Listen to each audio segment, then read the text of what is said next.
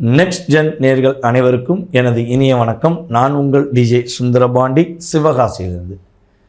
அதாவது நம்முடைய தமிழ்நாட்டில் விருதுநகர் மாவட்டத்தில் சிவகாசியிலிருந்து ஜாதகம் பார்த்துருந்த என்ன இந்த வேர்ல்டு லெவலில் எல்லா நாடுகளிலையுமே என்னை தெரிய வைக்கிற அளவுக்கு எனக்கு ஒரு அற்புதமான வாய்ப்பை கொடுத்தது நம்மளுடைய ஃபஸ்ட்டு கொடுத்தது பார்த்திங்கன்னா நம்மளுடைய நெக்ஸ்ட் ஜென் யூடியூப் சேனல் தான். நான் இந்த அளவுக்கு பேச அதுக்கான ஒரு நல்ல விதமான ஒரு ஆதரவு கொடுத்து உங்களுக்கு நான் பலன் சொல்வதற்கான வாய்ப்பை கொடுத்ததுக்கு நம்மளுடைய நெக்ஸ்ட் ஜென் உரிமையாளர்களுக்கும் கேமராமேனுக்கும் அதே போல் உங்களுக்கும் ஆதரவு கொடுத்த உங்களுக்கும் எனது கோடான கோடி நன்றிகள். இப்போ நம்ம பார்க்க போகிற விஷயம் என்னென்னா, இந்த ஐப்பசி மாதம் 2025ஆம் ஆண்டு உங்களுடைய வாழ்க்கையில் ஏற்பட போகின்ற கோச்சார கிரகங்கள் கொடுக்கின்ற மாற்றங்கள் என்ன.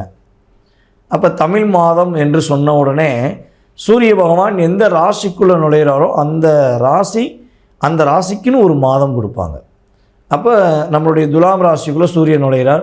இப்போ துலாம் ராசி ஐப்பசி மாதத்துடைய ராசி, ஓகேவா? அப்போ சூரிய பகவான் துலாம் ராசிக்குள்ளே இருக்கிறார்.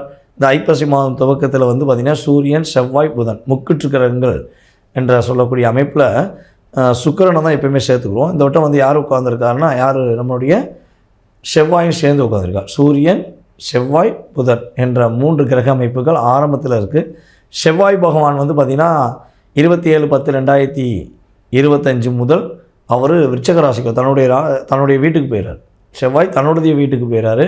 சுக்கிர பகவான் சுக்கிர பகவான் பார்த்திங்கன்னா ராசிக்கு 12ஆம் இடத்துல, அதாவது துலாம் ராசிக்கு 12ஆம் இடத்துல கிட்டத்தட்ட பார்த்திங்கன்னா சுக்கிர பகவான் கன்னி ராசியில் நவம்பர் மாதம் 2ஆம் தேதி வரையும் இருக்கிறார்.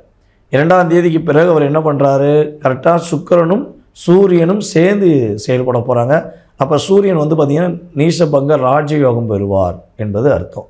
கிட்டத்தட்ட 15 நாள் தான் சூரியன் நீசம் அடைகிறார்.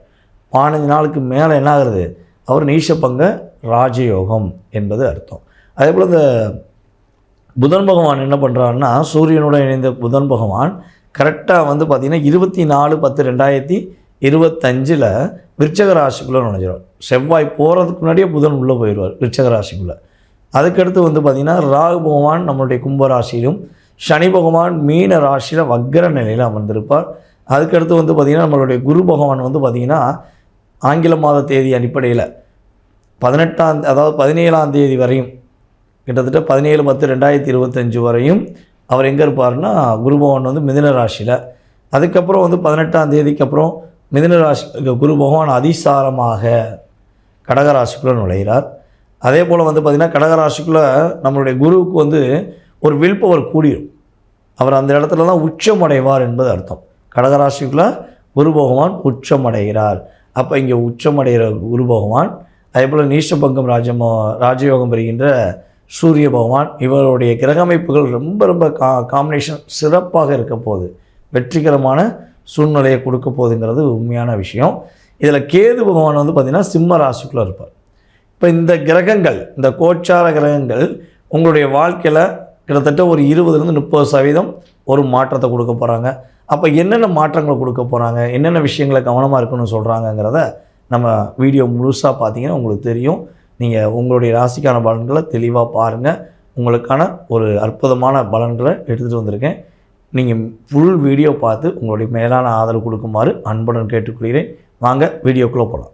அனைவரையும் சிரிக்க வைத்து, அவ்வளோ போராட்டங்கள் இருந்தாலும் வெளிப்படையாக சிரித்து கொண்டு வாழக்கூடிய அன்பார்ந்த ரிஷபராசி என்பர்கள்.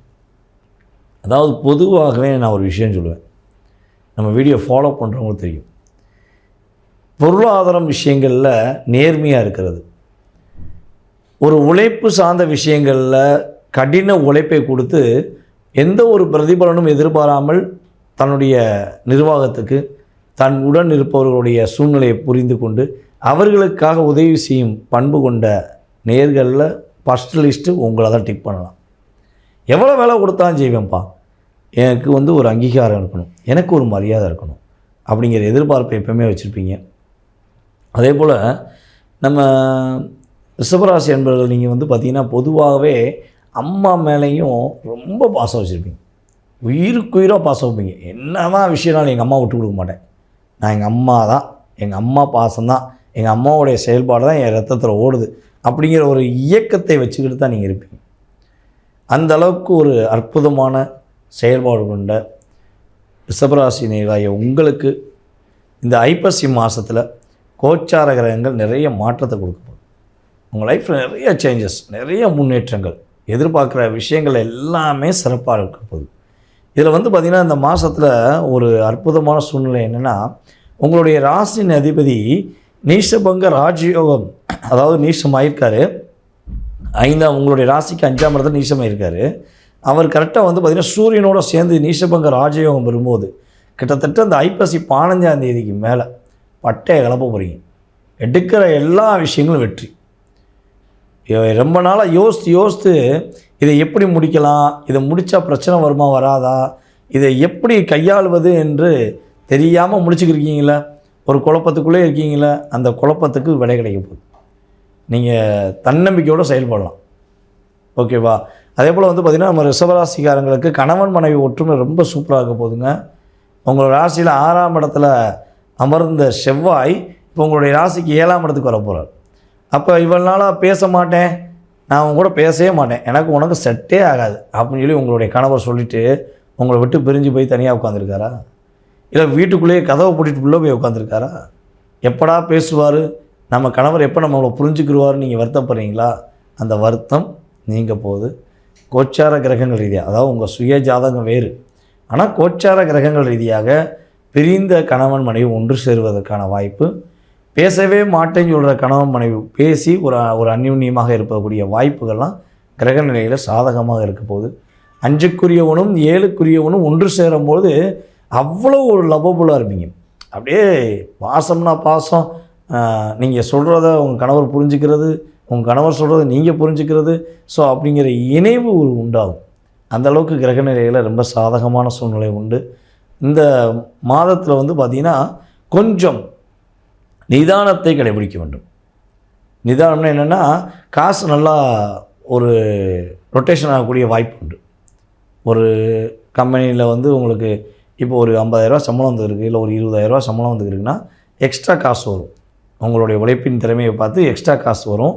அந்த காசை பாதுகாக்கக்கூடிய சூழ்நிலை இருக்கான்னு உங்கள்கிட்ட கிடையாது.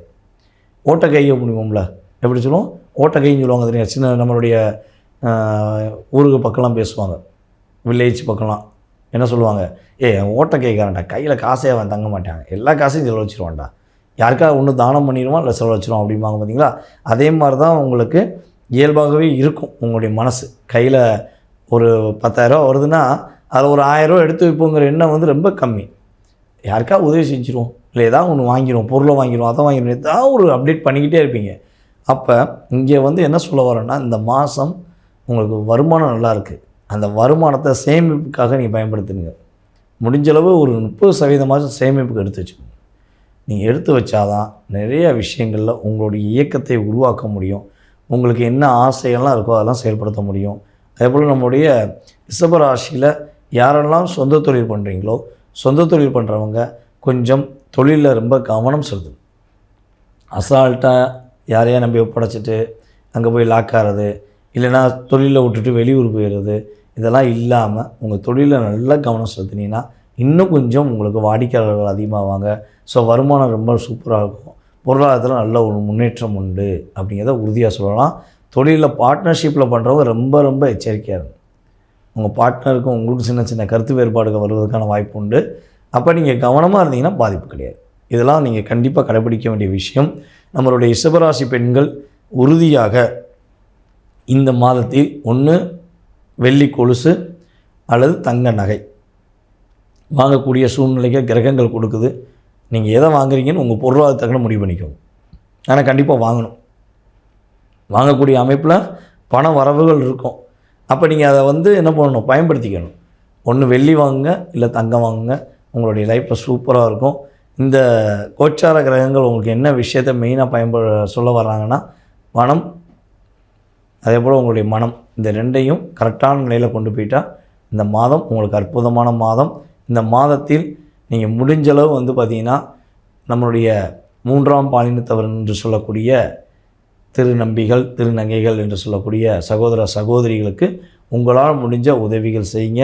அவங்களுக்கு உதவிகள் செய்வது மூலமாக அவங்களுக்கு நீங்கள் உதவி செய்து அவர்களுடைய ஆசீர்வாதம் ரியாலிட்டியாக நீங்கள் உணர்வுபூர்வமாக உண்மையாக பண்ணும்போது அவர்களுடைய ஆசீர்வாதம் உங்களுடைய லைஃப்பில் பெரிய ஏற்றத்தையும் மிகப்பெரிய மாற்றத்தையும் கொடுக்கும் என்பது நிதர்சனமான உண்மை.